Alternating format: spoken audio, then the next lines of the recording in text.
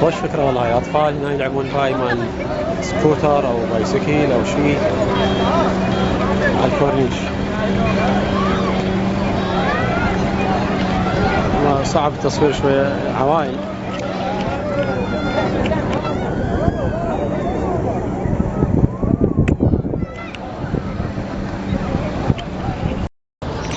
الجسر الإيطالي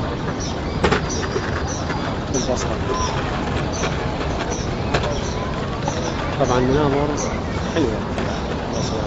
هذه القوات الأمنية مسيطرة على الوضعية. ما احنا دراجة خليها دراجتين مسافة بعيدة تقريبا كيلوين يرجعني.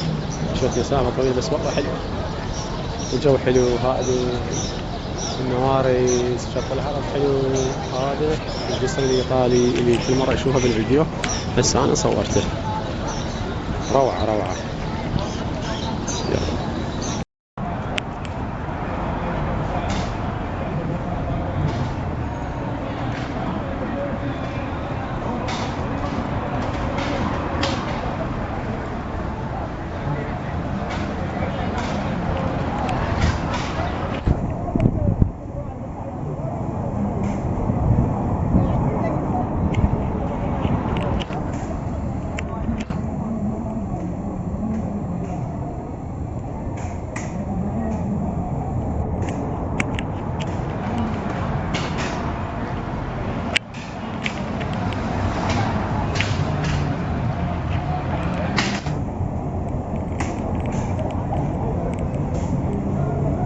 دول يدقون دومنا.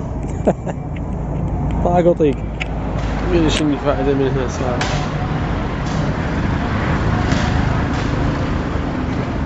مكان ما تدقون دومنا ب50 رواح. روحوا ركبوا بالمقص هذا هذاك حتى نخلص من عندكم. تفضل راحت.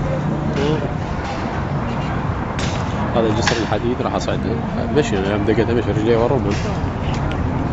انا صار لي من 2014 آخر مرة جت بها البصرة 2014. وهسه احنا 1/12/23. الله أعلم بعد ايش قد اللي أجل البصرة. خلي أشبع من عندها أحسن. ننتهي بالعمل 24 ساعة والعمل ما يخلص. والله كريم، والله كريم. طبعا فولت بنزين. هذا البنزين يعني هي دراجة مفولة بس اخذ احتياط متدبر. انا هسه طلعت من البصرة ومتجه للفاو. ان شاء الله اوصل للفاو. نسأل الله السلامة بالذهاب والاياب. هنا مناطق عسكرية صعب التصوير بيها بس انا حبيت اصور بنزين خانة. هذه بين البصرة وبين الفاو. تحياتي. السلام عليكم. تاريخ التسجيل 2/12/2023 يوم السبت. طبعا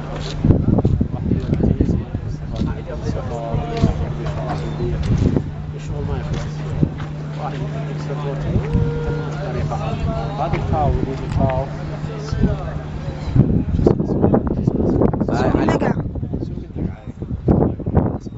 الأسماك البحرية.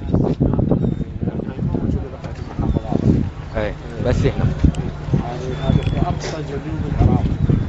ياخذون العالم منا ويودون للدول. طبعا أحد الأفضل يصور يعني واحد حال واحد حرية. هذا الأخ المخرج جاي يصور لنا المشي. استمر بس يتصل واحد. هاي شو اسمه؟ هاي لنجة. وهذا طراد. بوم يسموه بوم. البوم شيء. اي لنجات بحرية. بس يلا راح نشوف ورد استمر. لا جس اي شيء. لا مستمرة. زين.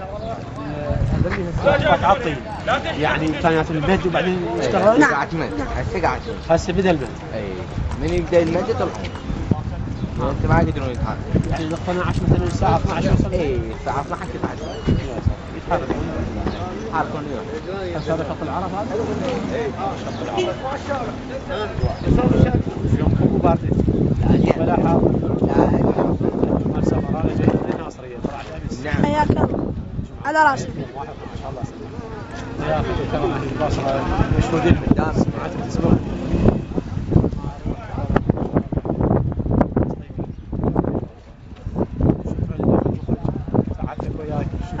شكرا يا وردي.